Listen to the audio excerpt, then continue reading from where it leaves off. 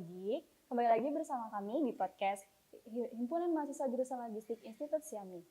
Di sini saya selaku moderator Dinda Devianti akan membawakan acara podcast ini selama beberapa menit ke depan. Bersama pembicara kita di sini sudah ada Bapak Pahala Indrahasil SME selaku Kepala Bagian Pelayanan Jasara Harja Cabang DKI Jakarta. Halo Pak, selamat pagi. Selamat pagi.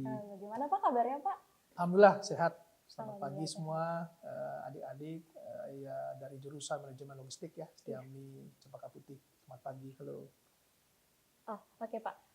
Jadi teman-teman di sini kita akan bahas seputar apa sih Jasara Harja itu dengan tema kami fungsi dan peran Jasara Harja. Oke Pak, mungkin boleh dikasih tahu nih kepada teman-teman, mungkin banyak yang belum tahu apa sih Jasara Harja itu, tugasnya ngapain sih Pak? Boleh tolong diceritain ke teman-teman kami Pak. Baik.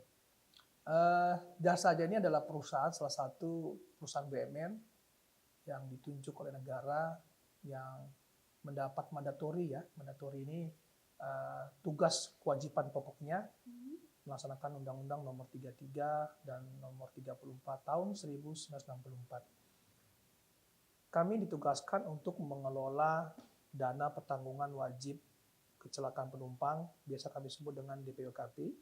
Kemudian dana pertanggungan wajib kecelakaan lintas jalan, yang biasa kami sebut dengan DKLEJ. Nah, dari undang-undang tersebut, untuk setiap transportasi umum yang sah, yang berada di wilayah hukum atau di wilayah NKRI, operator, pengusaha, pengelola angkutan umum tersebut wajib mengasuransikannya penumpang dan kru kepada Jasa Harja. Itu satu dulu. Kemudian yang DKLJ itulah kepada semua jenis kendaraan pribadi. Roda 2, roda 4, lebih dan sebagainya.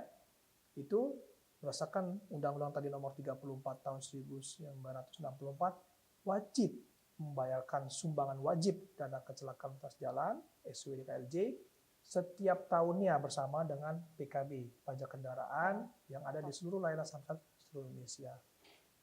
Apa tujuannya? Penghimpunan dana atau iur yang diiur oleh seluruh operator, pengelola, pengusaha angkutan umum itu kami kelola untuk dikembalikan kepada korban kecelakaan yang diakibatkan angkutan umum. Ya, yang tadi yang mobil pribadi, kendaraan pribadi itu kami himpun, kami kelola untuk nanti dikembalikan kepada setiap korban kecelakaan yang terlibat atau diakibatkan kendaraan pribadi. Nanti kan kita ke bawahnya lagi, oh seperti apa nih? Apakah semua setiap kecelakaan itu dapat dijamin oleh Jasa Harja? Gitu ya. Jadi karena kita mandatori ada aturan-aturan, ada undang-undang yang diamanahkan ke Jasa Harja, ini loh yang bisa dibayarkan, ini yang tidak, ini kewajiban, ini hak. Mungkin gitu dulu awalnya. Gitu, iya, berarti nggak semua yang kecelakaan yang di lalu lintas itu ditanggung oleh pihak Jasara Harja. Berarti ada syarat-syarat atau ketentuan-ketentuan gitu ya Pak. Berarti bagaimana tuh Pak kecelakaan yang ditanggung oleh pihak Jasara Harja, lalu dengan yang tidak itu bagaimana Pak syarat-syarat dan ketentuannya? Iya. Kita ini dua klasifikasi dulu ya. Tadi Undang-Undang Nomor 33 tadi kan tentang angkutan umum ya. Kita ke kendaraan pribadi dulu. Kalau di kendaraan pribadi itu ada namanya peraturan pemerintah ya. Peraturan pemerintah pasal 10 nomor 18 tahun 1995 itu sampaikan bahwa setiap orang yang berada di luar alat kendaraan angkutan lalu lintas jalan yang menimbulkan kecelakaan yang menjadi korban akibat kecelakaan dari penggunaan alat angkutan lalu lintas jalan tersebut itu yang dijamin oleh Jasa Harja. Ini kendaraan pribadi ya. Jadi artinya kendaraan A, kendaraan B terjadi benturan, kecelakaan, orang yang berada di luar penyebab kendaraan itu yang dijamin. Oke. Kalau konsepnya dua kendaraan itu kan terjadi cross ya, silang ya. Kebetulan dua-duanya itu dapat dijamin oleh Jasa Harja. Berbeda kasus dengan kendaraan, apapun jenis kendaraan tersebut menabrak pejalan kaki yang bukan kendaraan. Santunannya akan diberikan oleh Jasa Harja kepada pejalan kaki. Karena dia orang yang di luar penyebab kendaraan. Iya, Itu benar. undang-undang tadi yang DKLJ ya, dana kecelakaan lalu lintas jalan. Tadi yang Undang-Undang Nomor 33 terhadap angkutan umum, transportasi umum yang sah yang berada di NKRI. Itu apapun bentuk kecelakaannya selama di dalam perjalanan dari titik awal keberangkatan sampai dengan ke titik tiba tujuannya itu dalam jaminan jasa marga. Ya, karena dia membayarkan yang namanya iuran wajib, yang nama membayarkannya dana pertanggung jawab kecelakaan penumpang di KPP gitu ya. Nah kemudian transportasi umum ini seperti apa sih? Kan ada 3 transportasi umum nih. Ya buat adik-adik semuanya yang jurusan manajemen logistik. Ada transportasi umum darat. Iya. Ya. Transportasi darat. Yang kita ketahui bus-bus itu ya. Busway. Angkutan umum, kereta api termasuk darat, angkot antar desa, antar kota, antar provinsi. Ya. Kemudian transportasi air. Air ini ada yang di sungai, ada di danau, ada di laut. Ini transportasi air. Kemudian udara sudah pasti pesawat. Dan catatan ya, pesawat udara yang membawa penumpang, bukan kargo, bukan logistik, berbeda. Ya, nah kita kan mencari 3. Nah inilah dijamin oleh jasa marga ketika pengusahanya, pengelolanya, operatornya sudah membayarkan premi penumpang dan krunya kepada jasa marga. Nah, itu dia. Itu. Oke, baik Pak. Selanjutnya, bagaimana prosedur atau mekanisme pelayanan yang dilakukan oleh pihak Jasara Harja, Pak? Ya, jasa marga ini merupakan asuransi ya yang memberikan perlindungan dasar kepada korban kecelakaan sangat mudah. Ya, ini biar untuk adik-adik, bapak ibu semua yang menyaksikan pada saat ini podcastnya. Sekarang itu kita sudah terintegrasi, Mbak Dinda. Ya. Ya, terintegrasi dengan Polri. Kerjasama berarti ya, Pak dengan Polri. Ada namanya IRSMS, ada namanya DOS. Terintegrasi dengan Kementerian Dalam Negeri, Dukcapil. Terintegrasi dengan rumah sakit dan BPJS. Artinya apa? Yang pertama ini, yang ke Polri. Setiap petugas kepolisian, dalam hal ini lalu lintas ya, ketika menginput data korban ke dalam sistem mereka, itu seketika itu terkonek ke sistem kami. Ada namanya AWS juga. Petugas kami di seluruh Indonesia itu yang namanya petugas 15 itu dilengkapi dengan tab. Ada warteg dibuka. Ada kecelakaan namanya si A, sekarang dirawat di rumah sakit Cempaka Putih di ini. Nanti petugas datang mewawancara nanya seperti apa kecelakaannya. Supaya kita bisa memastikan Bapak Ibu ya atau siapapun yang menjadi korban kecelakaan menjadi jaminan jasa marga atau tidak. Iya. Nah, disinilah yang saya sampaikan tadi bahwa sekarang sudah sangat mudah. Tinggal bagaimana masyarakat atau yang menjadi korban mau untuk melaporkan kasusnya ke kepolisian. Bisa ke jasa marga diarahkan, atau korban pada saat kecelakaan belum sempat didatangi polisi, datang ke rumah sakit, di UGD itu didata tuh Mbak. Nanti petugas UGD menginput tek nama si X kecelakaan. Nanti langsung terintegrasi di data kami. Ada datanya. Data saja kan respon. Ya kita menghubungi ke rumah sakit, ada korban nggak nama si X? Ada Pak, baru masuk tadi pagi. Seperti apa? Nanti kita cek. Nah, jadi nggak ini lagi, udah dari rumah sakit bisa sekarang tinggal masyarakat tuh aktif lah ya Pak. Aktif, jangan diam. Kalau diam kan kita nggak tahu ya. Iya, benar, Pak. Kita juga bukan malaikat kan. Tiba-tiba Iya, nanti ada, kok saya belum pernah dapat nih, nggak datangi jasa marga, nggak gitu. Karena kan kita butuh informasi. Sekarang tinggal diinput aja sampai ke kepolisian kita datang input. Ya mungkin kurang lebih begitu ya. Artinya sekarang sudah mudah. Ada lagi, kita juga sekarang sudah ada nama aplikasi JRQ. Nanti pendengar yang menyaksikan ini silakan bisa mendownload di Play Store. Nanti bisa dibantu sama tim saya. Di JRQ tuh lengkap datanya, bagaimana tata cara pengajuan klaim, hal-hal apa yang diajukan oleh klaim, misalnya yang diajukan, yang boleh diajukan oleh jasa marga, terus rumah sakit terdekat, lokasi titik rawan kecelakaan di Indonesia itu ada semua di JRku. Kalau kita traveling, kita keluar kota, ini daerah yang rawan kecelakaan itu ada. Jadi kayak aplikasi yang seberang, dia bisa ngecek tuh, oh ini ada nih, ada semua di JRku ada, lengkap semua, bahkan untuk pembayaran pajak kendaraan, ya pajak kendaraan itu JRku sudah terintegrasi dengan Korlantas Polri namanya Signal. Kita nginput situ bayar pajak tahunan kecuali 5 tahun. 5 tahun itu wajib untuk dicek fisiknya, memastikan bahwa mesin dan rangkaian sudah masih tetap seperti itu. Kalau tiap tahunnya itu kita menggunakan JRku, kita bisa bayar pajak. Kita bisa bayar juga kalau untuk pengusaha, pengelola, operator kendaraan umum bisa bayar dengan JRku. Bus, contoh apa ya? Bus-bus apa ya? Nama bus-bus yang antara Jakarta ke Bandung, ya tinggal kita sebut lah ya. Nah itu dia tinggal nginput dari JRku, dia untuk membayar preminya untuk penumpang kru bisa dengan aplikasi itu. Sekarang sudah permudah, jadi kita tidak lagi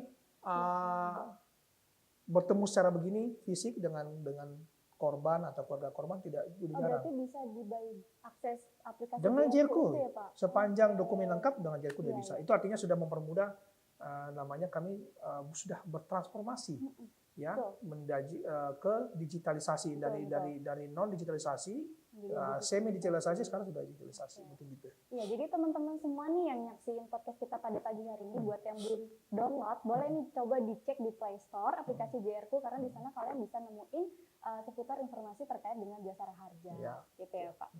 Lalu saya mau tanya lagi nih Pak, terkait dengan berapa sih Pak santunan-santunan atau nominal yang dikeluarkan oleh pihak jasara harja ketika kita terjadi kecelakaan lalu lintas?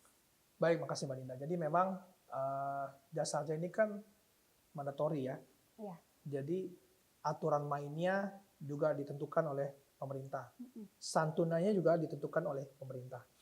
Nah, yang terakhir adalah berdasarkan Peraturan Menteri Keuangan nomor 15 dan 16 tahun 2017, santunan meninggal dunia telah berubah ya menjadi meninggal dunia 50 juta, kemudian untuk korban luka-luka maksimal 20 juta, kemudian untuk korban cacat tetap maksimal 50 juta. Kemudian ada yang namanya bantuan biaya penguburan. Ini kepada korban yang meninggal dunia namun tidak memiliki ahli waris. Gitu, Pak. Nanti saya sampaikan seperti apa sih ahli waris itu ya. Ada loh seseorang yang kecelakaan meninggal dunia tapi sebatang kara. Sebatang kara, belum berkeluarga, orang tua dia status yatim piatu, itulah yang namanya tidak ada ahli waris. Nah, di situ kami jasa harja itu memberikan biaya bantuan penguburan sebesar 4 juta. Ya, begitu. Oke, Pak. Ya. Tadi kan Bapak sempat menyinggung terkait ahli warisnya, itu bagaimana ya, Pak? Ya, di undang-undang yang dimandatkan kepada jasa harja itu ahli waris ada 3, Mbak. Ya. Ahli waris santunan jasa harja itu yang pertama kepada janda atau dudanya yang sah. Ya. Ini yang pertama. Ketika istri meninggal, suami yang mendapatkan. Ketika suami meninggal, istri yang meninggal. Yang kedua kepada anak-anaknya yang sah. Ketika orang tuanya menjadi korban, baik dia orang tuanya sendiri, seorang sendiri, atau janda atau duda, yang bagaimana ada anak-anak yang sah. Ketiga adalah orang tua yang sah. Ketika korban itu adalah anak-anak. Anak-anak ini tidak harus ukuran usia ya. Anak-anak yang sudah dewasa, belum berkeluarga, itu kembali kepada orang tuanya. Sepanjang orang tuanya masih hidup, orang tuanya yang sah, yang berhak menerima santunan yang tadi sebesar 50 juta. Nah, itu dia 3 aja. Itu 3. Yang dibedakan ahli waris dengan warisan. Kalau ini kami bersifatnya spesialis ya, ditunjuk jasa harja.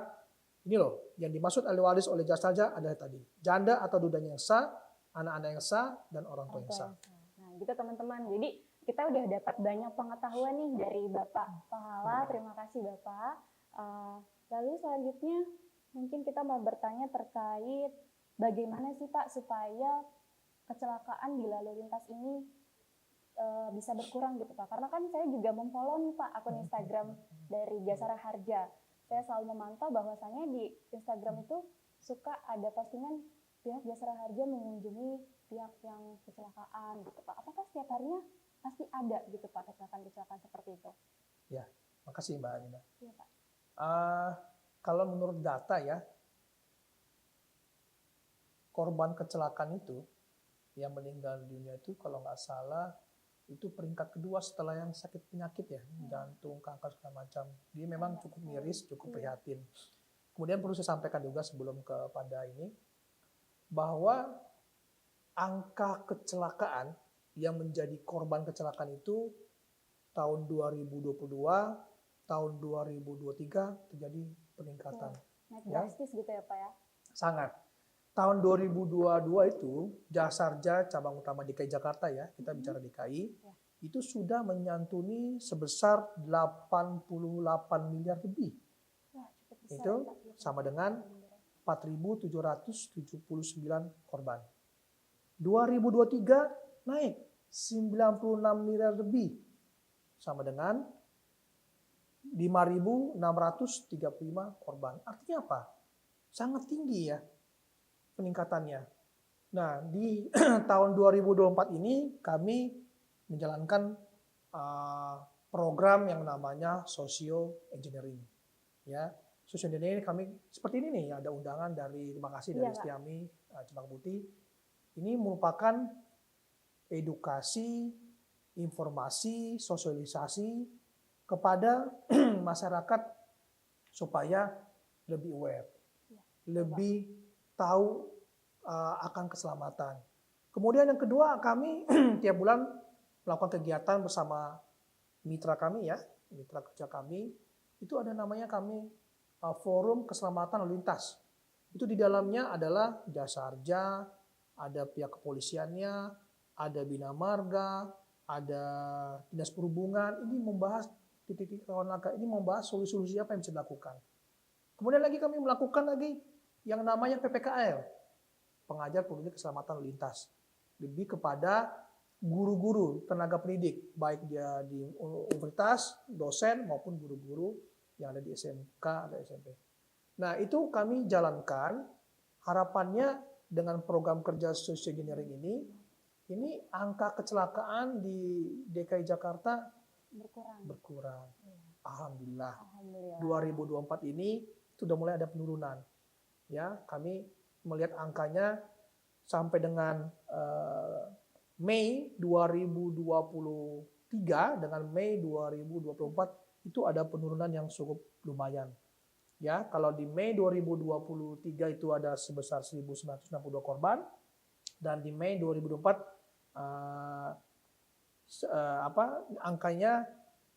santunannya 2023 30 miliar, 2024 Mei 2024 20 miliar, ada 10 miliar. Oke, baik, cukup besar ya Pak. Boleh dilanjut nih Pak pembahasan lebih mendalamnya terkait dengan upaya-upaya apa saja yang telah dilakukan oleh pihak Jasara Harja nih Pak. Baik, kami ini ada program kerja ya yang namanya Socio Engineering dari kantor pusat diwajibkan ke seluruh cabang. Socio Engineering ini adalah lebih bersifat yang pertama edukasi, memberikan informasi, sosialisasi, kemudian kita menggandeng mitra kerja secara rutin tiap bulan, bahkan mungkin lebih, yaitu namanya FKLL. FKL ini Forum Komunikasi Lalu Lintas, yang di dalamnya adalah ada jasa harjanya, ada kepolisiannya, ada dinas perhubungannya, ada dari Bina Marganya. Tujuannya apa? Kita membahas seputar yang namanya titik rawan kecelakaan, yang mungkin penyebabnya, dampaknya, yang kami rangkum mencari solusi. Tujuannya dari FKL tersebut bisa mengurangi angka kecelakaan yang terjadi di DKI Jakarta. Kemudian ada namanya FGD. Kami juga melakukan fokus group discussion. Kami juga melakukan PPKL, itu tadi kami yang sampaikan di awal, pengajar peduli keselamatan lalu lintas. Kami sekarang lebih kepada tenaga pendidik, baik guru-guru, instruktur, dosen, segala macam, yang kami harapkan Bapak Ibu tersebut bisa menjadi duta media ke anak didiknya untuk bisa outputnya angka kecelakaan lebih menurun. Kemudian adanya operasi gabungan. Jangan merasa teman-teman atau Bapak Ibu semuanya masyarakat DKI terganggu dengan kondisi yang ada. Memang operasi gabungan ini melibatkan ada unsur kepolisian, ada unsur Bapenda, ada unsur jasa raja dan lain-lain. Tujuannya apa? Melihat kesiapan kendaraannya. Karena salah satu penyebab kecelakaan itu bukan hanya kepada si pengendara, tapi kendaraan tersebut yang tidak layak untuk digunakan di jalan, yang bisa berdampak kecelakaan. Itu yang namanya ada razia, gabungan segala macam. Kemudian ada lagi namanya MUKL. Ini kami lakukan ya, rutin, tiap bulan, tiap minggu, di tempat-tempat publik, terminal, pelabuhan, itu kami menyediakan yang namanya dokter, perawat, ya, dengan segala macam peralatan cek kesehatan umum untuk memastikan bahwa supir krunya sebelum berangkat sudah sehat. Untuk penumpangnya juga bisa menikmati pelayanan kesehatan secara gratis. Di dalamnya biasanya ada cek kesehatan yang lain-lainnya secara umum. Bukan spesifik ya, artinya secara umum untuk kami memastikan sebelum berangkat penumpang dalam keadaan sehat, supir pengemudi dalam keadaan sehat, dan kru dalam keadaan sehat. Mungkin begitu, Mbak Dinda. Oke, terima kasih Bapak. Berarti berdasarkan data yang kita terima ya Pak, pada tahun 2023 itu ada sekitar 4.779 dan mengalami kenaikan hingga 5.635. Itu kenapa bisa naik drastis Pak? Dan kira-kira itu dari usia berapa aja sih Pak yang kebanyakan kecelakaannya itu Pak? Ya, kenaikan jumlah korban di tahun 2022 4.779 korban. Kemudian di tahun 2023 5.635 korban. Ini campur ya profesinya. Tapi yang menitik beratkan, yang menjadi dominasi korbannya adalah usia produktif. Usia produktif ini dari tingkat remaja, mahasiswa, dan mungkin pekerja awal. Ya, artinya kurun usia sampai dengan usia 25 tahun, 24 tahun itu adalah kami kategorikan usia produktif. Nah, itu yang menjadi PR kami sekarang tadi saya sampaikan sosialisasi, edukasi kami kepada yang usia tersebut. Harapannya supaya angka kecelakaan lebih turun. Ya. Iya, benar Pak. Nah, tadi kan ada orang yang kecelakaan yang dijamin dan tidak. Nah, kalau misalkan yang tidak dijamin itu yang bagaimana ya Pak menurut pasal dan undang-undang negara Republik Indonesia? Ya, baik. Ini adalah pertanyaan menarik ya, Mbak Dinda ya. Jadi memang ada yang namanya aturan, ada batas-batasan yang harus kami jalani. Korban atau korban kecelakaan atau masyarakat yang tidak dijamin, yang pertama adalah laka tunggal. Biasa di kepolisian namanya out of control. Ini bagi pengendara kendaraan pribadi yang atas kelalaian sendiri, yang mengalami kecelakaan tidak ada lawannya, tidak ada kontranya. Yaitu itu yang dinamakan namanya out of control. Yang kedua adalah jika korban atau keluarga korban sudah pernah mengajukan atas kasus kecelakaan yang sama, tidak bisa namanya 2 kali pengajuan. Yang ketiga adalah bunuh diri, percobaan kriminal dan segala macam. Yang keempat adalah mabuk dan kesadarkan diri. Ya, itu dari sisi yang kecelakaan si orangnya. Kemudian tempatnya kepada misalnya gini, balap-balap, trek, kan sudah ada tempatnya. Nah, ini yang tidak sesuai dengan tempatnya, melakukan pembalap-balap, gitu ya. Kegiatan perlombaan dan sebagainya, itu ketika kecelakaan terjadi itu jasanya tidak bisa menjamin karena bukan pada tempatnya adalah di tempat pembalapan, itu ada di asuransi sendiri. Mungkin itu hal-hal yang lainnya, banyak hal yang diatur oleh undang-undang, mungkin kepada misalnya contoh pengendaranya itu dalam keadaan mabuk, pengendara dalam keadaan ada kadar narkoba, pengendaranya memang sengaja melakukan kecelakaan tersebut, ada indikasi bunuh diri dan kriminal. itu tidak dijamin oleh jasa Jasa harja. harja. Ya, gitu. Oke, Oke. baik, terima kasih Pak. Nah, lalu mungkin kalau misalnya kita mau mengajukan pengklaiman, itu bagaimana sih Pak caranya? Adakah berkas-berkas yang kita perlukan untuk bisa mengklaim hal tersebut Pak, ke jasara harja? Syaratnya mudah ya Mbak Linda ya. Kalau untuk korban kecelakaan yang luka-luka, yang pertama laporkan ke pihak yang berwajib. Kalau di jalan raya ada namanya kepolisian. Di setiap sektor ya, polsek, satlantas itu ada. Ketika mengalami kecelakaan, terus ke rumah sakit, nanti pihak kepolisian akan menginput data korbannya dan itu terintegrasi dengan jasa harja. Jasa harja akan secara sistem di gadget yang dimilikinya termonitor, ketika dicek datanya, oh ini kecelakaannya bukan out of control, bukan laka tunggal, merupakan jasa harja akan mengeluarkan surat jaminan kepada rumah sakit si A. Ini loh rumah sakit, korban yang sedang Bapak Ibu tangani, ini merupakan jaminan jasa harja. Itu yang pertama. Yang kedua, luka-luka yang mungkin belum sempat melapor ke polisi, mungkin rasa ketidaktahuannya bagaimana melapornya. Pada saat dia melakukan perobatan rumah sakit, pastikan adanya rincian perawatan, adanya kwitansi, ada identitas, itu nanti diajukan namanya reimburse. Tapi sekarang sudah jarang ya, karena begitu dia si korban begitu dia masuk dirawat rumah sakit, itu rumah sakit begitu dia input itu langsung terintegrasi dengan PC kami, dengan gadget kami. Itu yang ini. Kecuali klinik rumah sakit yang bukan rujukan, rumah sakit kecantikan, rumah sakit yang bukan pada umumnya merawat korban kecelakaan. Itu yang khusus yang luka-luka. Yang kedua yang meninggal dunia.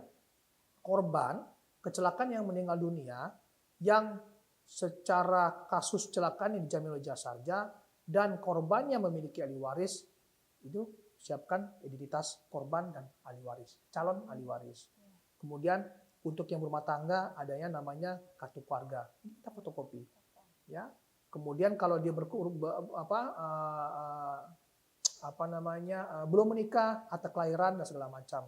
Dan itu nanti kami akan melakukan lebih dulu verifikasi, petugas jasa harja di lapangan melakukan survei ke rumah korban, memastikan ini benar bahwa inilah calon penerima santunan, inilah ahli waris yang sah. Nah, baru kami proses untuk pembayaran santunan. Gitu. Oke, baik, terima kasih Pak. Jadi gitu ya teman-teman, kalau misalkan ada yang terjadi kecelakaan, nah tadi udah dijelaskan ya oleh Bapak Pahala seperti itu. Baik, kita intermezzo sebentar ya Pak. Boleh?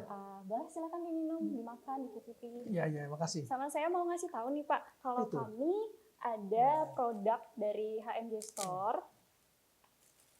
Jadi teman-teman yang lagi nonton, boleh banget kalau misalkan mau pesen. Ini ada makanan skuto Pak, produk-produk dari HMJ Store, bisa banget dikepoin di Instagram kita ya. Ini ada cireng mozzarella, terus ada rasa tiramisu dan lain sebagainya. Jadi buat teman-teman atau dari pihak Jasara Harja mungkin yang butuh buat acara boleh banget nih kontak ke kami. Banyak itemnya kayaknya ya? Banyak banget. Langsung aja dikepoin ke Instagram kami ya. Mantap. Oke, selanjutnya kita bahas terkait upaya-upaya apa saja yang telah dilakukan oleh pihak Jasara Harja Pak. Kan tadi Bapak bilang sudah penyuluhan ya Pak, ke sekolah-sekolah, ke anak-anak. Jasa harja ini tidak henti-hentinya selalu melakukan upaya-upaya yang tadi di awal yang namanya sekarang program kerjanya socio engineering. Upaya-upaya ini untuk menurunkan angka kecelakaan, untuk meningkatkan pengetahuan masyarakat bagaimana berbudaya tertib berlalu lintas, bagaimana kepatuhan masyarakat dalam atas rambu-rambu yang ada di jalan. Nah, itu semua tujuan kami supaya makin banyaknya putra bangsa ya.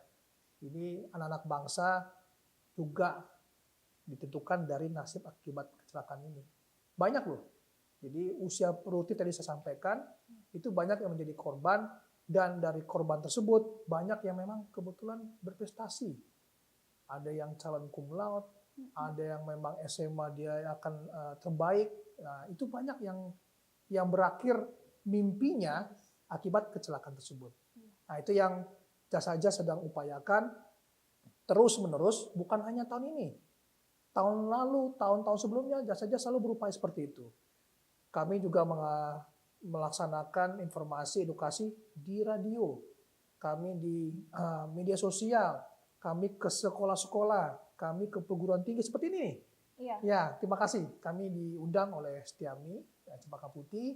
Ya, tujuannya dengan podcast ini bisa untuk memberikan edukasi, menyebarkan ke seluruh masyarakat, mahasiswi Setiami Cempaka Putih. Ini loh, tingginya angka kecelakaan. Yuk kita patuhi lalu lintas supaya bisa tamat atau lulus dari kampus ini, melamar kerja, menjadi putra-putri bangsa yang berguna. Amin. Ya. Iya, Pak, benar. Amin. Amin. Lalu kebanyakan nih Pak, kami hanya tahunya bahwa Jasara Harja cuma ngurusin orang kecelakaan lalu lintas. Ternyata tidak seperti itu ya Pak. Iya. Banyak sekali kegiatan-kegiatan atau fungsi-fungsi dari Jasara Harja lainnya yang kita mungkin awam nih Pak, belum tahu. Apa aja sih Pak? Ya, betul. Jadi kami pahami ya, mungkin dulunya masyarakat itu kalau melihat jasa harja, oh pasti usaha dengan kecelakaan. Tidak. Jasa harja itu tidak hanya melulu mengurusin atau menangani, memberikan penjaminan kepada korban kecelakaan. Tahu nggak? Ini untuk teman-teman semua.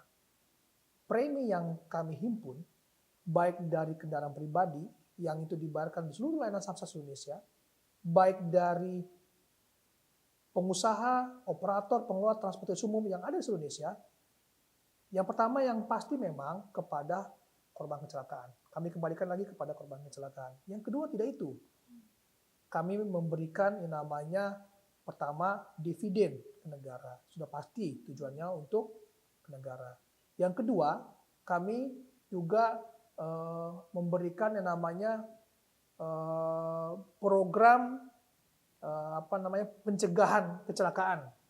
Itu contohnya begini, itu sarana prasarana yang kami berikan kepada stakeholder mitra kerja kami, itu ada rambu-rambu, adanya barikade trafikon yang ada di jalan, kalau mungkin melihat adanya seragam digunakan jasa harja, yang ada helm yang diberikan oleh jasa harja, ada ambulans loh yang diberikan jasa harja.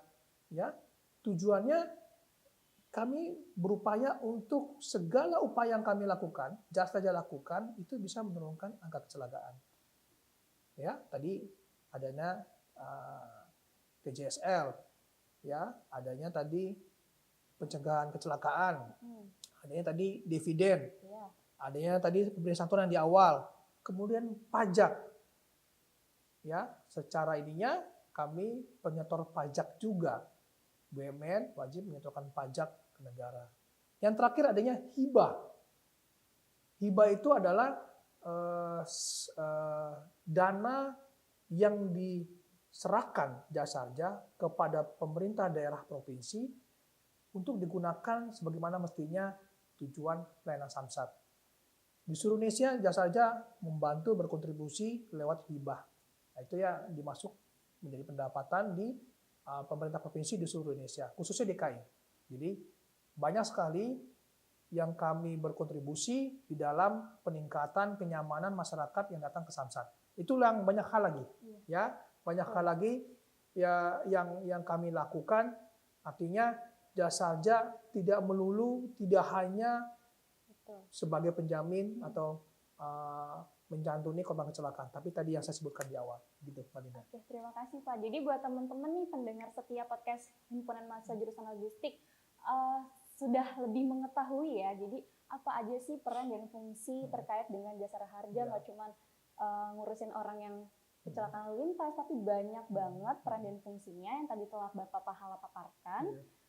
Jadi jangan salah-salah lagi ya. Kalau misalkan kalian mau kepoin, boleh banget nih Pak follow Instagramnya di mana Pak?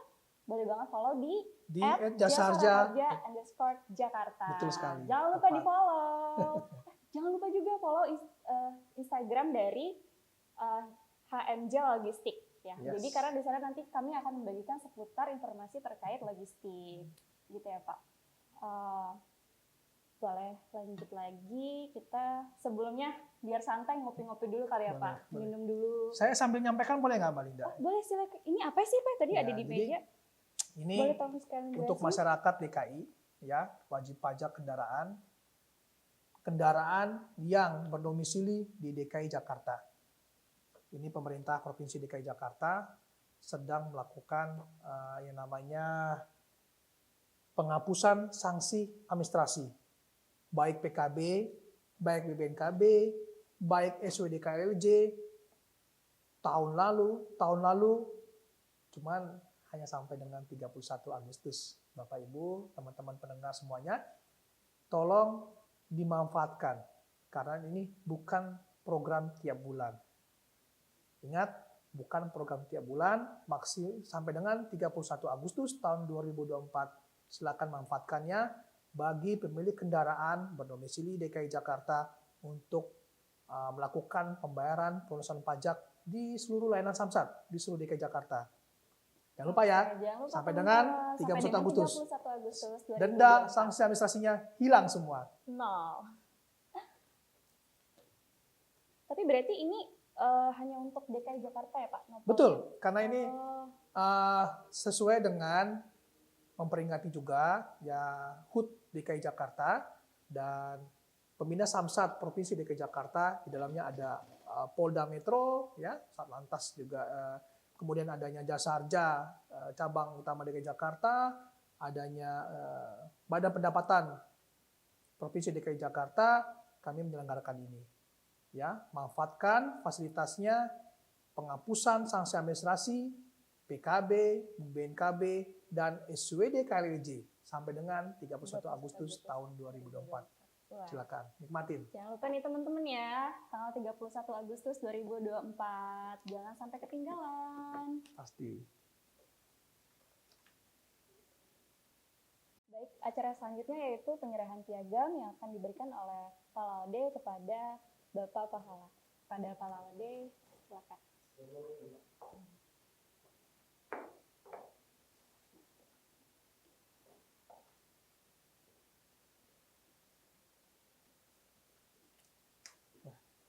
Ya, makasih Pak.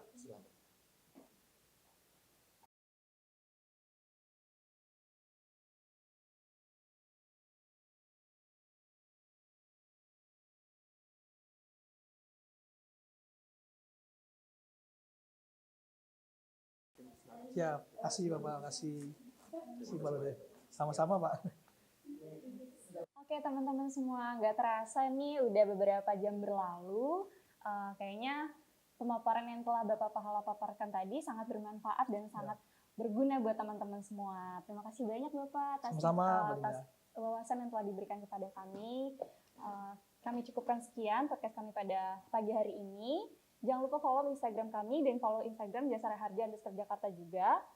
Kami tutup podcast pada pagi hari ini. Wassalamualaikum warahmatullahi wabarakatuh. Terima kasih. Terima kasih. Terima kasih teman-teman semua.